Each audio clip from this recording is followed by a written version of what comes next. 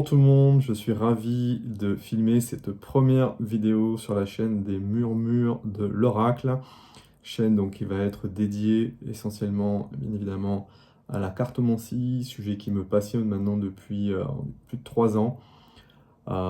J'ai d'abord commencé à travailler avec le tarot, donc c'était le tarot qui avait été créé par François Villeneuve, donc j'avais commencé par ce tarot.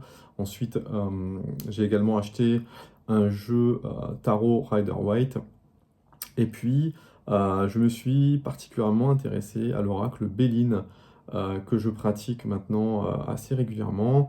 Et donc l'idée de cette chaîne, c'est de vous partager un peu des tirages, ce que je suis en mesure de pouvoir faire un petit peu avec mes cartes.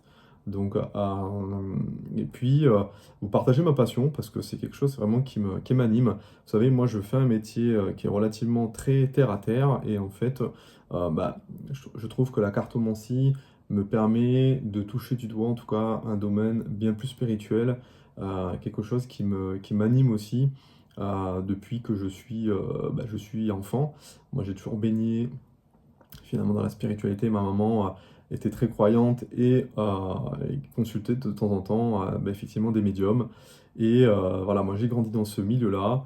Et effectivement, la spiritualité, voilà, ça a toujours fait partie, en tout cas, d'un pan de ma vie que je n'ai jamais abandonné. Et donc, voilà, il y a maintenant un peu plus de 3 ans, je me suis vraiment intéressé à la cartomancie, voulant également apprendre finalement comment on pouvait, en tout cas, s'aider des cartes pour essayer tout simplement de nous aiguiller sur nos chemins de vie, nous permettre d'avoir des éclaircissements, notamment que lorsqu'on a des choix importants à faire. Et je trouve que c'est vraiment un outil de guidance qui est vraiment exceptionnel.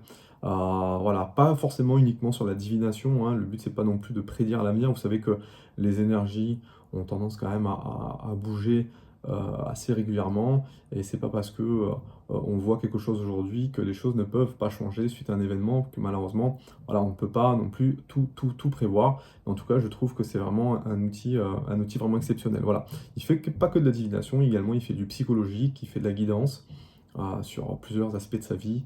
Voilà, je m'amuse en tout cas énormément avec mes cartes, parce que encore une fois, hein, les cartes, ce sont ni plus ni moins que, il ne faut pas l'oublier, c'est un jeu. Et il faut prendre du plaisir, en tout cas, lorsqu'on tire avec ces cartes. Voilà un petit peu pour cette chaîne et comment je souhaiterais la faire évoluer, en vous partageant régulièrement des tirages, comment je tire mes cartes, des sujets d'actualité, des guidances également. Ça peut être intéressant de vous partager tout ça. Et en tout cas, j'espère que cette chaîne vous plaira. Voilà. Sans plus tarder, écoutez, je vais effectuer donc un premier tirage. Donc je vais réaliser un tirage en croix, et on va tout simplement essayer de travailler un petit peu un sujet d'actualité.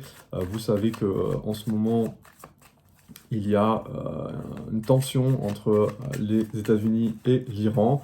Et donc le but, au travers de ce tirage, c'est d'essayer d'avoir quelques éléments d'éclaircissement, à savoir, voilà, en tout cas, personne ne souhaite une guerre, hein. Vous savez, la guerre, c'est toujours quelque chose de dramatique sur le plan humain, sur le plan écologique, sur plein d'autres choses. Vraiment, c'est quelque chose que je ne souhaite, en tout cas, personne ne souhaite qu'il y ait un conflit armé entre ces deux pays.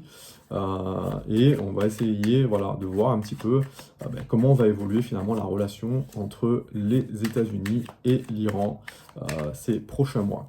Alors, je vais poser la question aux cartes, hein. Comment va évoluer les relations entre les États-Unis et l'Iran? Comment va évoluer les relations entre les États-Unis et l'Iran? Hop. Donc là, je vais prendre mes cartes, c'est de les étaler. Hop. Et donc je vais tirer 5 cartes.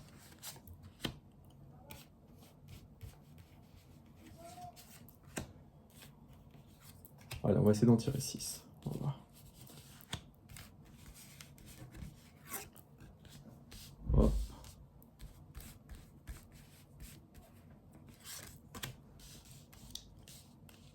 Alors, qu'est-ce qu'on a? Alors moi, je travaille avec le Béline, comme je vous l'ai dit là. On va faire un tirage. Donc la première carte, c'est la carte de l'appui. Les éléments de blocage.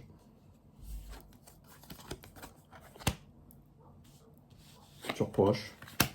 Résultat. Un petit peu l'état d'esprit. Et on va essayer de comprendre pourquoi ça bloque. Alors, déjà, en situation présente, on a la carte de l'appui.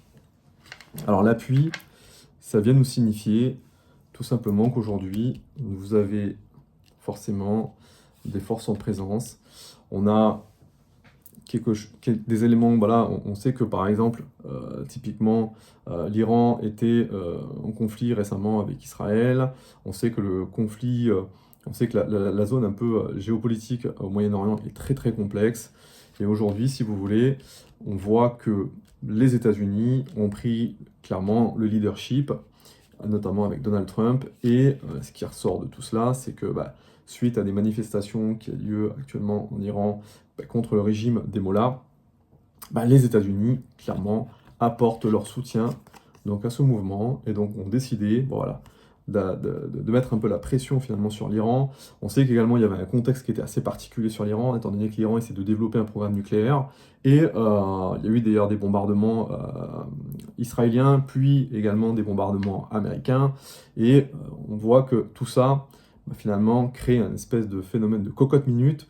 Et aujourd'hui, il y a un prétexte, en tout cas, à s'attaquer, en tout cas, à mettre la pression, en tout cas, sur ce régime iranien, de sorte qu'il pourrait en sortir quelque chose. Alors, je ne sais pas si on pourrait en sortir quelque chose de positif, mais l'idée, c'est qu'on voit que, voilà, pression américaine qui soutient de façade, hein, encore une fois, il y a des intérêts, malheureusement, en politique, que nous, tout à chacun, on ne maîtrise pas. Il y a des dessous de table qu'on ne sait pas. Nous, ce qu'on voit, c'est finalement ce qui est dit au travers des médias. On voit bien que le peuple iranien est en souffrance. En tout cas, il y a des manifestations iraniennes contre ce régime des mollahs. Et aujourd'hui, les États-Unis apportent leur soutien. En plus, vous voyez, c'est l'aigle. Hein. Le soutien, c'est l'aigle. Et le faucon, ça va le rapace. Qu'est-ce qu'on a aux États-Unis? Un des symboles, notamment de la puissance américaine, c'est effectivement cet aigle. Et on le voit, voilà, là vous avez la carte qui parle bien. On a cet aigle, du coup, qui vient prendre de la stabilité sur ce sol et qui montre finalement sa détermination à soutenir le peuple iranien. Donc on voit qu'actuellement, on est dans cette phase-là. Alors qu'est-ce qui vient bloquer? Vous avez, hop, l'étoile de l'homme. Alors l'étoile de l'homme, ça vient signifier, l'étoile de l'homme dans le Béline, ça vient souvent signifier une sorte de forme de masculinité, bien évidemment, mais sous cette forme de masculinité, on a ce qu'on appelle la détermination, on a probablement peut-être là, pour le coup, une certaine forme d'ego. Vous avez le régime des mollahs qui ne souhaite pas tout simplement lâcher le régime, qui ne souhaite pas peut-être y apporter une once de démocratie au sein de l'Iran.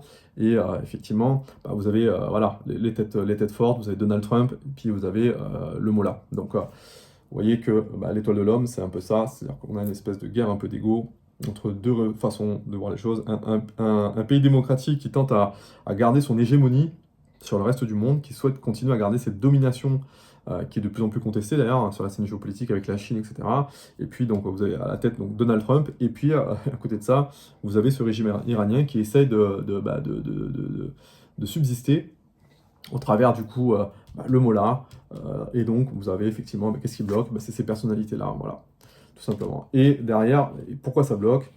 On a la carte de l'argent, de l'abondance. Donc on voit qu'au-delà, à mon avis, de tout ça, au-delà des choses qui peuvent être mises en avant dans les médias, oui, c'est pour soutenir le peuple iranien, on voit bien quand même qu'il y a des intérêts autres que celui de tout simplement soutenir un peuple. Forcément, on a la corne de l'abondance, donc il s'agit probablement des richesses, il s'agit probablement de la pression iranienne sur le détroit de l'Orman, qui, vous avez vu, ça transite, là il y a beaucoup le commerce mondial hein, qui transite par cette zone. C'est une zone également qui est riche en pétrole. Voilà, il y a d'autres intérêts, comme bien souvent, qui ne sont pas dits, qui ne sont pas avoués, mais on a d'autres choses voilà, qui fait que, voilà, pourquoi ça bloque? Effectivement, il y a aussi ce côté bien évidemment, ressources pétrolières, ressources, richesses, le trafic mondial qui passe par là, donc on parle bien évidemment de pognon, il y a encore du pognon derrière tout ça, et c'est ça également qui fait que ça bloque. Alors, en évolution proche, qu'est-ce qu'on a? On a la carte des pourparlers. Alors, les pourparlers, c'est une carte intéressante parce que vous voyez, c'est une carte qui est influencée par la planète Mars. Vous voyez, Mars qui parle d'agressivité, qui parle bien évidemment d'événements assez tranchants. Et là, vous avez clairement les pourparlers, donc c'est ces oiseaux hein, qui sont perchés sur un arbre et qui piaillent. C'est le symbolique, la symbolique en tout cas de cette carte. Et donc, au travers de ces pourparlers, effectivement, on va retrouver quoi? On va retrouver les négociations qui sont en cours, les échanges diplomatiques entre ces deux pays, la tentative iranienne actuellement qui est de vouloir préparer en tout cas des propositions de négociation pour un plan de paix. Pour éviter effectivement des frappes américaines. Qu'est-ce qu'on va mettre en balance? On va mettre peut-être le programme nucléaire iranien, on va peut-être mettre un assouplissement, finalement une certaine réforme, en tout cas du régime, peut-être, hein, je ne sais pas, hein, actuellement c'est en cours. Donc je suppute hein, quand je dis ça, moi je ne fais que suivre un petit peu les actualités encore de loin, hein. Je suis beaucoup moins les actualités justement pour pas être pollué par toute cette négativité qu'on a dans les médias, mais là ce qu'on voit c'est qu'on va avoir clairement des échanges qui vont peut-être être vifs. Généralement, la planète Mars, c'est quand même une planète qui était quand même avec une énergie assez agressive.